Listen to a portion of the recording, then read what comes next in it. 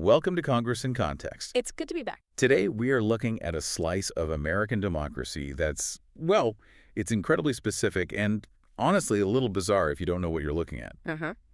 We are opening the congressional record for Friday, January 23rd, 2026. Ah, yes. A classic Friday in Washington. And not just any Friday. This might be the most, I don't know, efficient day in the history of government, at least on paper. I want to start with the timestamp. Okay. The House of Representatives met at 10 a.m. on the dot. Prompt. And they adjourned at 10:02 a.m. Wow. 120 seconds. Exactly. 2 minutes. Now, for you listening, I want you to just visualize that. You can't boil an egg in 2 minutes. Not even close. You can barely get through the opening credits of a sitcom. Yeah. But apparently, you can govern a superpower. So the mission for this deep dive is to answer a simple question. What actually happens in a 2-minute workday? It's a great question. And the answer is, well, a lot more than you'd think. Right, because if you were watching the video feed, you'd just see a mostly empty room, a few people mumbling, and then lights out. Right. But we have the record. And the paper trail from those 120 seconds is surprisingly dense. That's the key. We tend to judge Congress by what we see on the news, you know, the shouting matches, the floor speeches. But the pro forma session, which is essentially what this was, it's like the heartbeat of the institution. It keeps the legal lights on. It keeps the lights on. And more importantly, the machinery of legislation, it doesn't just stop because the microphones are off. So let's break down the mechanics first. Who is actually running the country for those 2 minutes? Because Speaker Mike Johnson was notably absent. Correct. The Speaker of the House is rarely present for these brief procedural sessions. I mean, he has a schedule to keep, often back in his district or traveling. Sure. But the Constitution and the House rules are very strict about this. You cannot open the session without a presiding officer in the chair. So he just sends a substitute. Essentially, yes. Okay. He appoints a Speaker pro tempore. Okay, for the non-Latin speakers among us. For the time being. Ah. It's a temporary designation. Usually it's a trusted member of the majority party who, you know, just happens to be in D.C. that weekend or lives close by. It's not the most glamorous gig. But it's essential. It is essential. And for Friday, January 23rd, the short straw, or the honor, I guess, went to Representative Mike Bost. That's right. And the record includes a formal letter from Speaker Johnson explicitly appointing Mr. Bost to act as Speaker pro tempore. So it's all official. Very official. It's a formality, but if that letter isn't read, the session doesn't count. The clerk reads the letter, Bost takes the gavel, and we are officially in business. So set the scene for us. It's 10 a.m., the chamber is cavernous, it's quiet, Mike Bost bangs the gavel. What is the first order of business? Dignity. No matter how short the session, they always start with a prayer. And I noticed the chaplain, Reverend Margaret Grunkibben, she didn't just phone it in. She delivered something that was actually quite poignant for a 2-minute drill. She did. She spoke about legacy. She referenced those who came before us. And she used this phrase, in thick and thin, you continued to reveal to them the wonder of your care. Thick and thin. That really stood out to me, too. It feels like a subtle nod to the environment they're operating in. Oh, absolutely. Congress is almost always in the thick of something. It is. And remember, the chaplain's role is often to try to lower the temperature in the room, even an empty one. She talked about enduring challenges. It's a moment of reflection before the procedural sprint begins. It's like a reminder that the institution is bigger than the moment. Exactly. And it really was a sprint. Immediately after the prayer, Mike Bost leads the Pledge of Allegiance. He approves the Journal of the Last Day's proceedings, which is just the official minutes. Right. And Then at 10:02 a.m., he brings down the gavel and declares the House adjourned until Tuesday, January 27th. bang, Yeah. see you next Tuesday. Precisely. Okay, so physically, the lights go down. But this is where our deep dive really begins. Because while the floor was silent, the hopper was busy. The hopper. Yes, Yeah. the little wooden box on the clerk's desk where bills go to be born. I was looking at the list of legislation introduced on this specific Friday, and I have to say, for a day with no debate, there's a lot of ideological noise in these papers. That's a great way to put it. You can see the battle lines of the 119th Congress being drawn right here, just in the filing titles. Even without a speech to go with them, the text of the bills, it screams their intent. Okay, so let's start with what feels like the culture war front. We have H.R. 7235. This was introduced by Mrs. Biggs of South Carolina. And she brought back up. The co-sponsor list is robust. You've got Timmons, Bice, Crane, Wilson. When you see a list like that on day one of a bill, it signals a coordinated effort. So they've been planning this. Oh, yeah. They shopped this around before dropping it in the box. And the title? To prohibit agencies from using the term birthing person in official documents. Right. So this is a direct legislative response to the linguistic shifts we've seen in federal agencies over the last few years that move toward, gender-neutral language in healthcare and government forms. It's interesting, isn't it? We usually think of legislation as, like, funding bridges or taxing imports, but this is legislation acting as a dictionary editor. It's mandating vocabulary. It's a classic example of using statutory power to enforce cultural norms. Mrs. Biggs and her colleagues are essentially saying that the government's language choices are a policy issue, not just a style guide issue. So they're trying to codify mother versus birthing person. Into federal law, yes. It's about defining the terms of the debate, quite literally. And that wasn't the only bill touching on these hot-button social issues. Yeah. We also saw H.R. 7237. Right. Introduced by Mr. Stutzman and Mrs. Harshbarger. This one amends the Public Health Service Act regarding chemical abortion. Now, usually abortion bills are about funding or legality. This one seems to be about information. Specifically, risk awareness. The bill aims to ensure that a woman seeking a chemical abortion is made aware of the risks involved. Which sounds neutral on the surface. I mean, who is against awareness? But in the context of abortion legislation, risk is a very loaded term. Exactly. The debate here isn't usually about whether information is good. It's about what information is required, who writes it, and whether the mandated disclosures are, medically necessary or if they're intended to be a deterrent. It's a new front. It is. Stutzman is opening a new front on the regulatory side of reproductive health. It's not just about banning a procedure, but about the process and that conversation between a doctor and a patient. So on one side of the aisle, we have bills tightening definitions on gender and regulating abortion procedures. But then, almost like a reflex, we flip the page and see the countermove. Let's talk about H.R. 7238. This comes from Mr. Takano. And again, look at the roster backing him. Norton, Peters, Pocan. This is the progressive wing showing up just as loudly as the conservatives did. And the title is To Establish a Commission on Equity and Reconciliation in the Uniformed Services. It's a stark contrast, isn't it? While the previous bills were about restricting language or adding warnings, this one is about creating a whole new infrastructure, a commission. And that word reconciliation does a lot of heavy lifting there. It really does. It implies that there is a broken relationship or a history of harm within the military that needs to be repaired. Takano isn't just asking for a policy change. He's asking for a retrospective review of the armed forces through the lens of equity. It really highlights the split screen of American politics. I mean, in the same batch of paperwork, on the same Quiet Friday, you have one group trying to erase the term birthing person, right, and another trying to launch a massive equity commission. They're operating in the same building, but living in totally different realities. That is often what the congressional record looks like. It's a snapshot of the competing narratives of the country, just filed in triplicate. And notice, neither of these bills was debated. They were just filed. It's like planting a flag in the ground. Planting the flag for future battles. Now, not everything in the hopper was quite so polarized. There were a couple of items that felt a bit more functional. With a little less culture war, more machinery. Exactly. Mr. Shreve introduced H.R. 7236 regarding child welfare. This one seemed purely administrative at first glance. It requires the Department of Health and Human Services to maintain a national list of licensed private child placement agencies. Right. But it's more than that, isn't it? It seems administrative, but it addresses a real gap.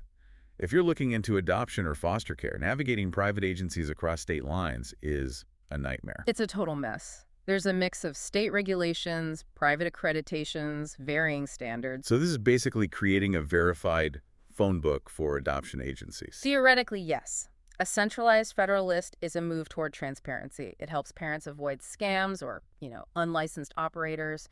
It's the kind of unsexy practical governance that rarely makes headlines. But it actually affects people's lives in a very tangible way. Very tangible. And speaking of practical governance and people who affect our lives, we can't forget the nurses. Mrs. Schakowsky dropped a resolution, HRES 1019. Ah, yes. Recognizing the Certified Registered Nurse Anesthetists, or CRNAs. If I'm going into surgery, that is the person I want to feel happy and appreciated. Absolutely. And Schakowsky notes that they have been providing anesthesia care for over 150 years. That takes us back to the Civil War era. That's amazing. I had no idea the profession went back that far. It does. And these resolutions, while they don't, change the law or spend money, they matter. It's a signal from Congress that a specific group is seen and valued. It's a nice reminder. It is. That amidst all the ideological battles, Congress still takes time to pass resolutions that effectively just say thank you. Okay, so we've covered the room and the legislation. Now I want to move to what I think is the most fascinating and maybe the most human part of this document, the oops factor. Ah, yes, the extensions of remarks. For our listeners who don't spend their weekends reading parliamentary procedure, what exactly is this section of the record? Think of it as the appendix, or maybe the letters to the editor section written by the editors themselves. It's where members can insert speeches, tributes, things they didn't actually say on the floor. To add context. To add context, expand on positions. But it is also used for corrections. And on January 23rd, we had two members, Representative Elise Stefanik of New York and Representative Daniel Muser of Pennsylvania, who both filed almost identical statements. They did. Both of them reference roll call number 43. Stefanik writes, and I'm quoting, "I mistakenly voted no when I intended to vote yes." Muser says the exact same thing. It's a fascinating glimpse behind the curtain, isn't it? We tend to view these votes as these high-stakes, calculated political maneuvers. Right, they're huddled with the whips, counting the tallies. Exactly, staring at the big board. But sometimes you just press the wrong button. How does that actually happen? I mean, are the buttons confusing? Is it just a chaotic environment? It can be. The voting stations have a card slot. You put your member card in, and there are buttons for yay, nay, and present. But things move fast. Maybe you're talking to a colleague. Maybe you're rushing to catch a flight. Maybe you just have a brain lapse. It happens. It happens more often than people realize. But here's the philosophical question, and I really want to dig into this. They filed these corrections. The record now says they meant to vote yes. Does that actually change the vote count? No. That is the brutal math of the House. Wow. The law is based on the button you pressed, not the intention in your heart. The bill passed or failed based on that note. The clerk doesn't go back and change the tally. So why even bother filing the correction? If it doesn't change the outcome, is it just for vanity?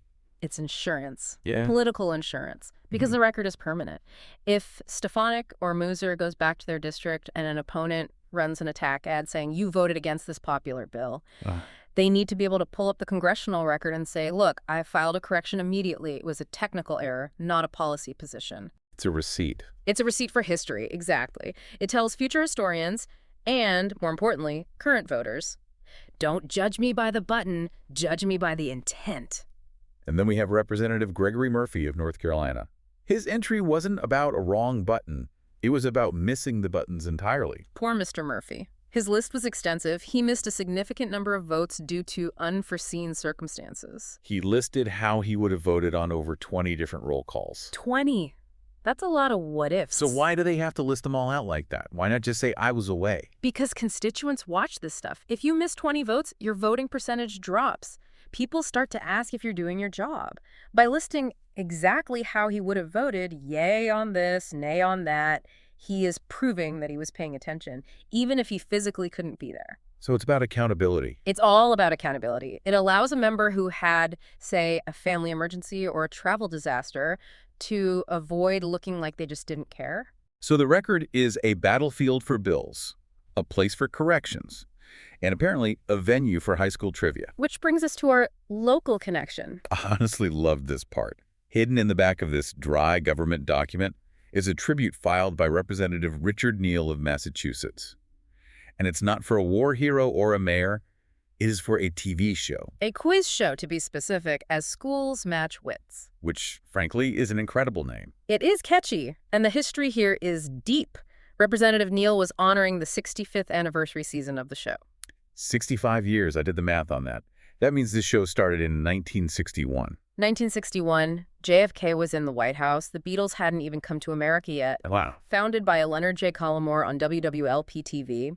And Neal describes it as the longest-running high school academic quiz show in the region, maybe in all of New England. Just think about the changes in the world since 1961, and yet kids in Western Massachusetts are still buzzing in to answer questions about geography and literature. But Neal's tribute wasn't just a happy birthday. He actually detailed the drama behind the scenes. Right. The show almost didn't make it. Neil notes that back in 2006, rising production costs threatened to cancel it. You can just imagine the local outrage. Yeah. The people of Western Mass and Northwestern Connecticut demanding their trivia. Well, they did rally.